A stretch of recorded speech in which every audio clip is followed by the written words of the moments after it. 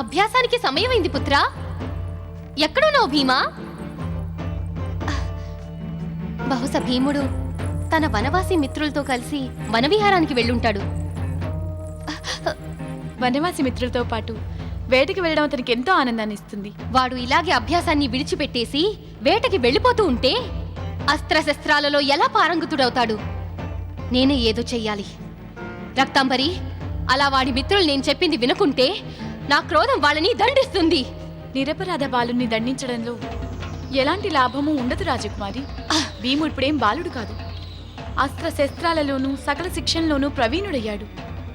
అతని దాడుల్లో ఎంత తీవ్రత ఉందంటే అది నేను ఎక్కడా చూడలేదు. అతన్ని చూస్తుంటే నాకు అతని తండ్రి మహారాజు కుంభకర్ణుని వంటి వీరులు గుర్తుకు వస్తున్నారు. ఒక మాట చెప్పనా రాకుమారి?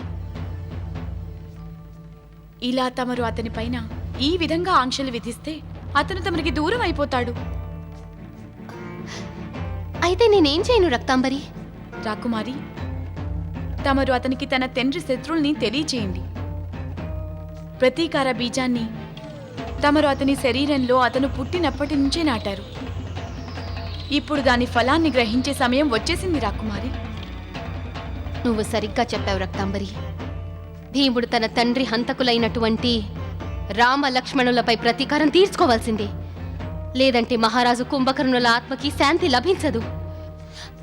నేనొక్క క్షణం కూడా వ్యర్థం చెయ్యక వాడికి తన తండ్రి హంతకుల గురించి తెలియజెప్తాను. భీమా, భీమా! నారాయణ నారాయణ నారాయణ,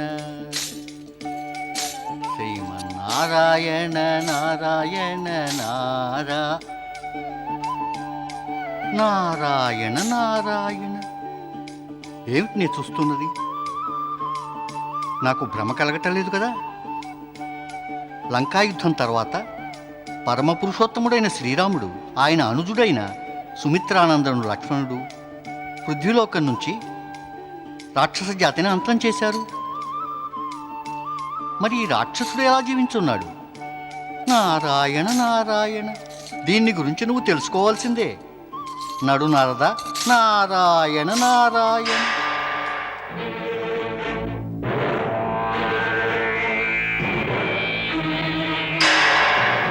నారాయణ నారాయణ. ఎవరు నువ్వు? నేనెవరినో అది నీకు తర్వాత చెప్తాను. అయితే ఒకటి చెప్పు, నువ్వెవరివి? అసురుడివా, మనిషివా, రాక్షసుడివా, లేక నారాయణ నారాయణ? నీకు కనిపించట్లేదా నేనెవరిను? కనిపిస్తోంది, కానీ నమ్మకం కలగటం లేదు. ఉన్నా లేకపోయినా నాకు నీ నమ్మకంతో ఎటువంటి పని లేదు. నీ వలన నా లక్ష్యం చెదిరిపోయింది. ఇప్పుడు నేను నిన్ను దండిస్తాను. శివ శివ శివ శివ శివ శివ శివ శివ, కృపతో అలా చేయకు. ఇంతగా ఉద్రేకపడడం ఆరోగ్యానికి చాలా హానికరమవుతుంది. మరి నా కారణాన్ని నీ లక్ష్యం చెదిరిపోతే నేను క్షమించమని అడుగుతున్నాను. కానీ ఒక్కటి చెప్పు, నువ్వెవరివి? చెప్పకపోతే? నారాయణ నారాయణ, నేను ఇంకెవరినో అడగాల్సి ఉంటుంది. నీ పరిచయం తెలుసుకోకుండా మాత్రం నా ఈ భ్రమిస్తున్న మనసుకి శాంతి లభించదు. నీలాంటి పిలవకుండా వచ్చే అతిథుల మనస్సు అశాంతిగా ఉండడమే సరైనది. నువ్వు కావాలంటే ఏమైనా చేసుకో, నేను నా పరిచయాన్ని తెలియజేయను. నారాయణ నారాయణ, ఇంతగా క్షమాయాచన చేశాక కూడా ఇంతటి కోపమా? చూడు బాబు, నేను నీ హితైషిని శ్రేయోభిలాషిని. కానీ నాకెలా తెలుస్తుంది నువ్వు నా హితైషివని, శ్రేయోభిలాషివని? నారాయణ నారాయణ, నేను నీ శ్రేయోభిలాషినే కాకుంటే నీ సమక్షానికే వచ్చేవాడిని కాదు. నేను కేవలం నీ పరిచయం తెలుసుకోవాలనుకుంటున్నాను భ్రాత.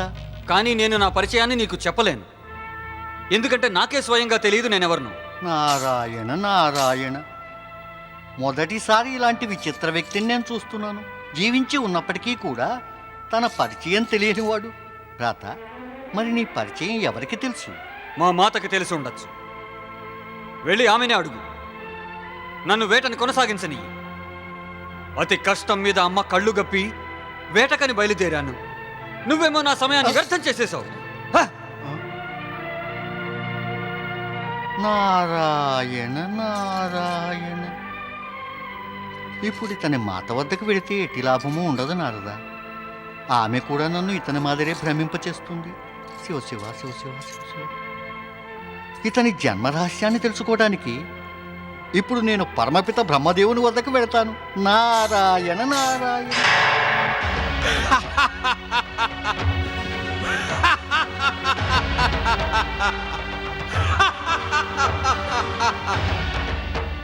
బ్రహ్మదేవా, బ్రహ్మదేవా, తమరి ధ్యానానికి విరామం ఇయ్యండి.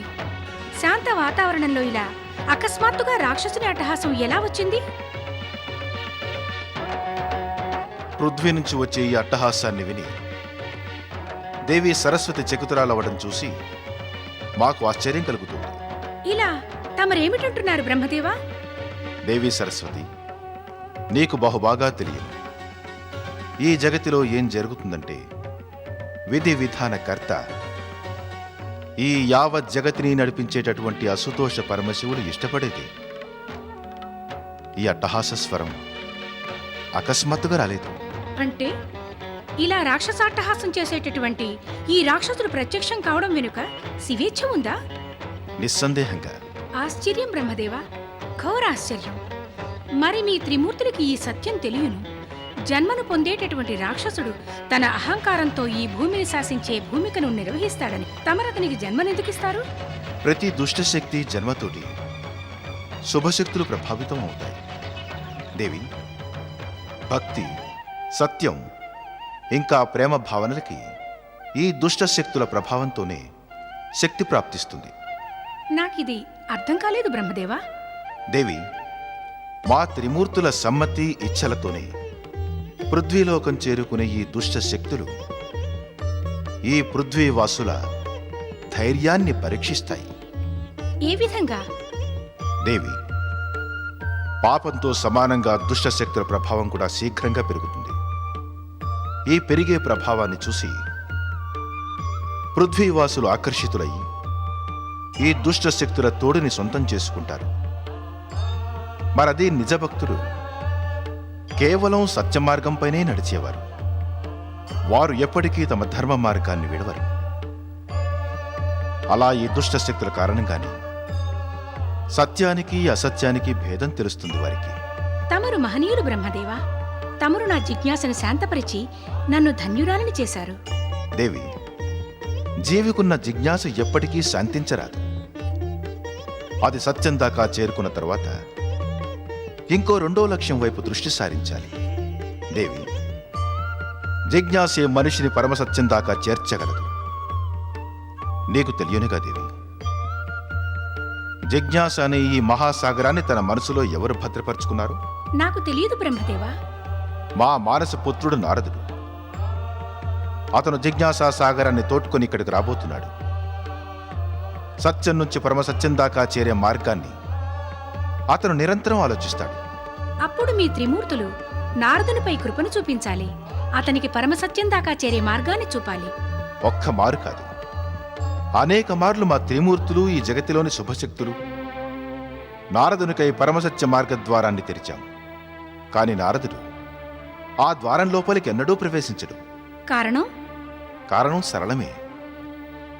నారదుడు పరమసత్య ద్వారానికి ఒక్క మారు కాదు, అనేక మార్లు చేరాలనుకుంటాడు. అతనికి తెలుసు ఈ ద్వారం లోపలికి వెళ్ళగానే జిజ్ఞాస నుండి ముక్తుడవుతాడని. కానీ తన భ్రాత దక్ష ప్రజాపతి శాపం కారణంగా అతను జిజ్ఞాస అనే మహాసాగరంలో భ్రమిస్తూనే ఉంటాడు. ఓం బ్రహ్మణే నమః. ఓం సరస్వతీ దేవ్యై నమః. నారద, నేడు నువ్వు మమ్ము ఏదైనా అడగటానికి ముందుగా మేము నిన్నొక ప్రశ్న అడగాలనుకుంటున్నాం.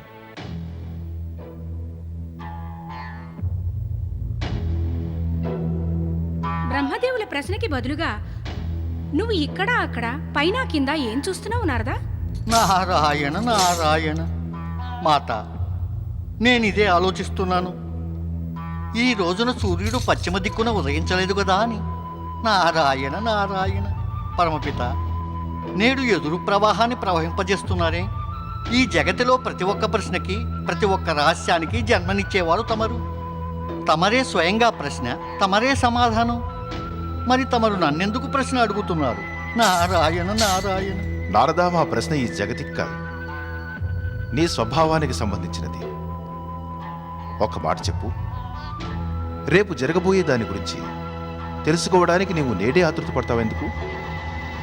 జరుగుతున్నది కదా, దానిని చూసి సంతృప్తి పడవెందుకని. నారాయణ నారాయణ. ఏం చేయను పరమపిత, అప్పుడప్పుడు కొన్ని ఘటనలు ఎలా జరుగుతాయంటే సంతృప్తి పడటం అసంభవమైపోతుంది. నేటి విషయమే చూడండి. నేడు నేను ఆకాశ మార్గాన నారాయణ నారాయణ గానం చేసుకుంటూ శాంతంగా వెడుతున్నాను. అప్పుడే నాకు అడవిలో ఓ రాక్షసుడు కనిపించాడు. నేను ఆశ్చర్యం పొందాను పరమపిత. ఎందుకు? రాక్షసుణ్ణి చూసి చకితుడవ్వాల్సిన ఆవశ్యకత ఏమిటి? నారాయణ నారాయణ. పరమపిత, నేను విన్నదేమిటంటే సుమిత్రానందనుడు లక్ష్మణుడు లంకా విజయం తర్వాత పృథ్వీ నుంచి రాక్షస జాతిని అంతం చేసేశారని. మరి రాక్షసుడు ఎలా జీవించి ఉన్నాడు?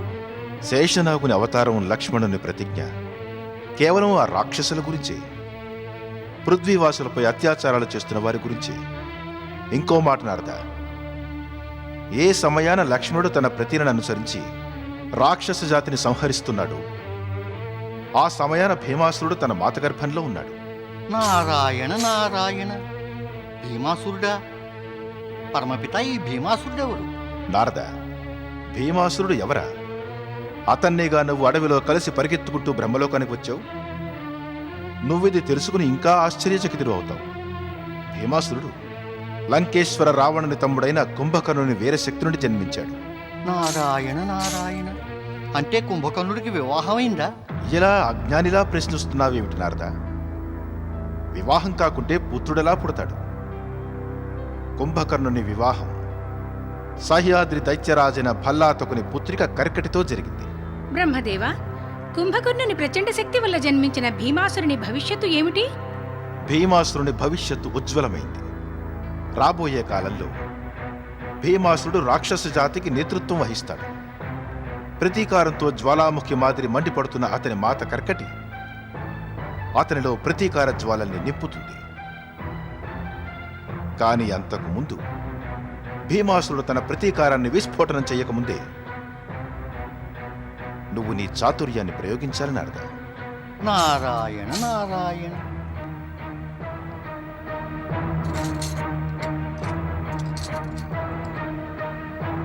తమరు నాకు అనుజ్ఞనీయండి మాత.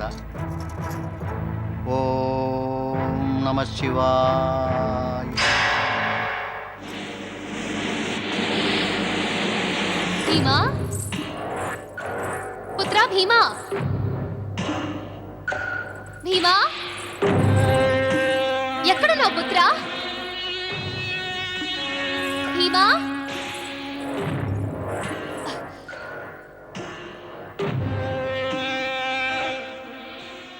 నేను నీకు ఎందుకు జన్మనిచ్చాను భీమా? నువ్వు నీ తండ్రి శత్రువుల్ని దండించడం పూర్తిగా మర్చిపోయి ఈ విధంగా పిచ్చివాడిలా వేటాడుతూ తిరగడానికా? నీకు నీ మాత హృదయంలో రగులుకుంటున్న జ్వాలలు, ఆమె కన్నీరు కనిపించట్లేదా భీమా? నా ప్రశ్నకి సమాధానం ఇయ్యి. నీకు నాపై యాదా దృష్టి వాల్చుకు భీమా. చెప్పు, నువ్వు నీ తండ్రి శత్రువుల్ని దండించాలనుకుంటున్నావా లేదా? నువ్వు నీ ఆనందం కోసం నా తపస్సుని వ్యర్థం చేద్దామనుకుంటున్నావా? నా సాధనని సర్వనాశనం చేద్దామనుకుంటున్నావా? నా ప్రతీకారాన్ని కాల్దన్నాలనుకుంటున్నావా భీమా? నాకేమీ అర్థం కావట్లేదు మాత. నువ్వేం చెబుతున్నావు? ఎవరి గురించి చెబుతున్నావు? ఇంకా ఎవరు నా తండ్రి శత్రువులు? కుమారా, తమరు గనక తమ మాత మాటలని శ్రద్ధగా వింటే పూర్తిగా అర్థమవుతుంది. తమరికి తెలీదు, నేడు తమరి మాత జీవించి ఉన్నారంటే కేవలం ఇదే సాధనతోటి. ఒకనాడు తమరు వారి ప్రతీకారాన్ని తీరుస్తారని, తమరి తండ్రి హంతకులని దండిస్తారని. నేను బాల్యం నుంచి మా మాతని దుఃఖంతో రోదిస్తూ మాటిమాటికి క్రోధంతో మండిపట్టమే చూశాను. పిన్ని, మాత ఏ శత్రువుల గురించి చెబుతూ ఉంటుందో వారి గురించి ఆమె నాకు నేటిదాకా ఏమీ చెప్పలేదు. మరి నేడు కూడా ఈమె నా తండ్రిని హత్య చేసిన శత్రువుల గురించి నాకు చెప్పకపోతే నేను ఈమె వ్యంగ్య బాణాలను ఎదుర్కోవడానికి బదులు ఈ అడవిని విడిచి వెళ్ళిపోతాను. ఏమిటి? నువ్వు అడవిని విడిచి వెళ్ళిపోతావా? నీ మాతని విడిచి వెళ్ళిపోతావా? నువ్వు నా ప్రతీకారాన్ని అసంపూర్తిగా వదిలేసి వెళ్ళిపోతావా భీమా?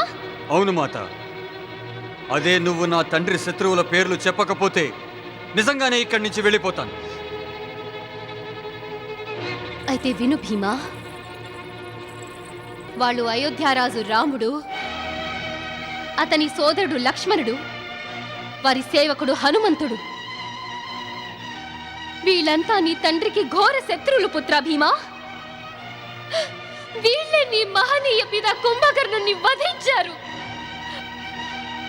నువ్వు వీళ్ళని దండించకపోతే నేను ఈ కొండ మీద నుంచి దూకి ఆత్మహత్య చేసుకుంటాను పుత్ర. వద్దు మాత, వద్దు. ఆ అవసరం రాబోదులే. ఈ క్షణం నుంచి రాముడు, లక్ష్మణుడు, ఆ హనుమంతుడు నాకు భయంకర శత్రువు.